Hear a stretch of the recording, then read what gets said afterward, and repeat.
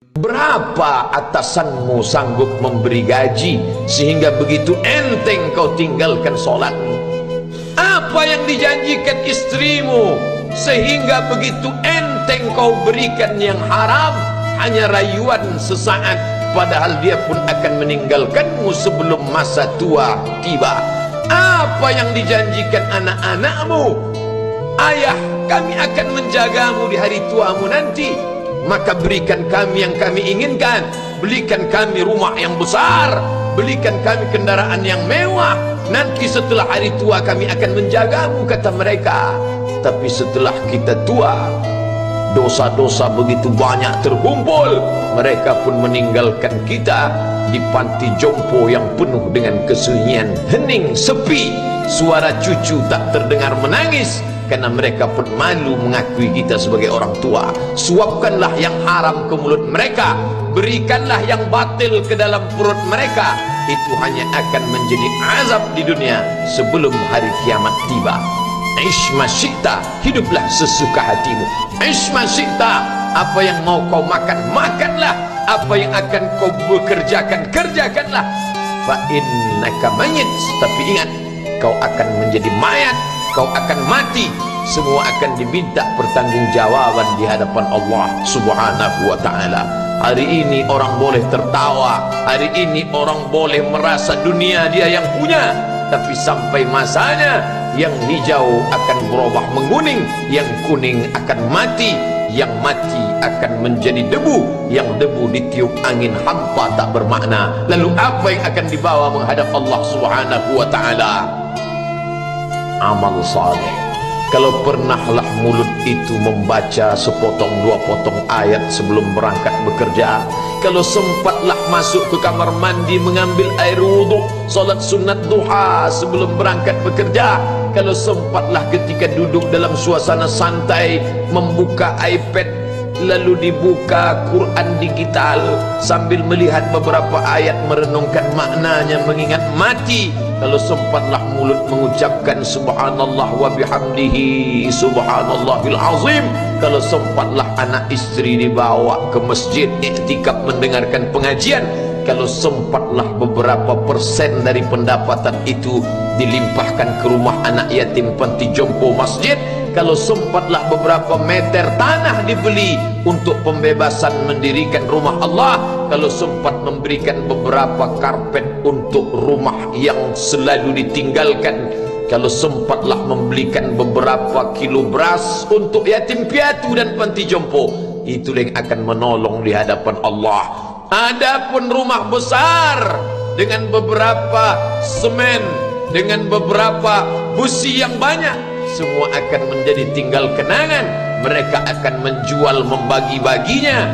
Tanah yang dulu harganya semeter 100.000 sekarang sudah menjadi 5 juta. Mereka akan bagi-bagi itu semua kepada ahli waris. Lalu kita hanya membawa 3 helai kain tipis yang tidak berjahit, dan itu semua menjadi milik orang.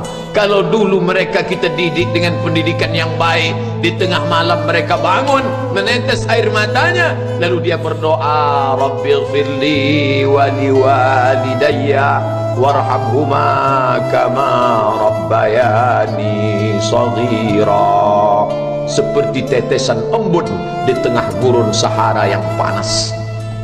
Kalau sempatlah mereka berdoa, Allahumma ighfir lahu warhamhu wa'afihi wa'fu anhu, maka mengalirlah air yang sejuk ke tenggorokan yang kering. Kalau sempatlah mereka membeli makanan, diundangnya anak yatim, diusapnya kepala, ya Allah, terimalah sedekahku ini untuk almarhum ayahku, almarhumah bundaku. Aku tak dapat membalas budi baik mereka, ya Allah, mereka sudah mendahului aku. Maka akan mengalirlah itu sebagai perlipur lara di tengah alam barzakh sementara kiamat tiba. Tapi kalau mereka hanya dididik dengan keduniawian, dididik dengan kemewahan, disumbat mereka dengan materi, tak pernah diingatkan pada mati. Ketika kita mati, mereka pun juga akan mati perasaan ingatannya. Paling celaka lagi, mereka mengingat kita dengan mengantarkan bunga, mereka mengingat kita dengan pakaian hitam, mereka mengingat kita dengan suara musik. Mereka mengingat kita dengan memajang foto kita besar-besar di dalam rumah, dan itu hanya menjadi penghalang rahmat Allah turun. Tidak berkesan sedikit pun. Mereka sedang menyangka kalau dinyanyikanlah lagu kesenangan kita, terobat rindu hatinya. Kalau dipajangnya foto kita, dilingkarkannya karangan bunga, puas rindunya. Padahal itu tidak membuat pengaruh apapun kepada kita di alam barzakh. Maka sayang, buatlah sayang yang mengingatkan sesudah mati. Kalau rindu, buatlah kerinduan yang membuat dia akan tetap mengalir sebagai satu amal sesudah kematian. Idza matal insan, kalau manusia mati, inqata'a, dulu rajin membaca Quran, berhenti. Dulu rajin salat tahajud, berhenti. Dulu rajin menghatamkan segala yang baik-baik, berhenti. Tapi ada yang tetap mengalir. Di antara yang mengalir itu adalah shadaqatun jariyah. Sempat membelikan beberapa bungkus nasi, nampak orang tua di panti jompo menyuap nasi itu, menggeletar tangan mereka karena usia lanjut, menetes air mata. Kita bukan sedang melihat orang tua, kita bukan sedang melihat orang lain. Saat itu kita sedang melihat potret diri kita 30 tahun yang akan datang.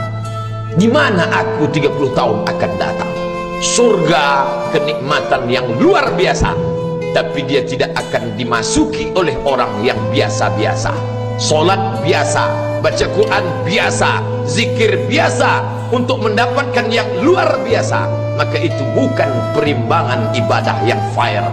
Hanya dengan solat wajib biasa, hanya dengan baca Quran biasa, hanya dengan zikir biasa, hanya dengan sedekah biasa, berharap akan masuk ke dalam surga yang luar biasa, maka sungguh bukan suatu perimbangan.